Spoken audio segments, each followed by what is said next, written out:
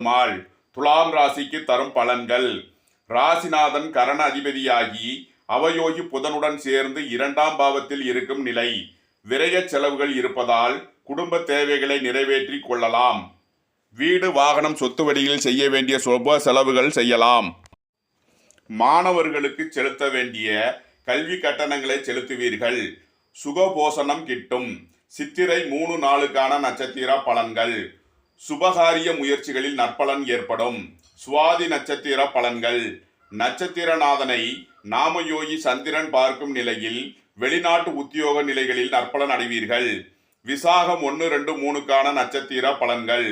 உங்களது நீண்ட நாள் தொழில் முயற்சிகள் கைகூடும். விருச்சகத்தை ராசி மற்றும் லக்கணமாக கொண்டவர்களுக்கான பலன்கள்.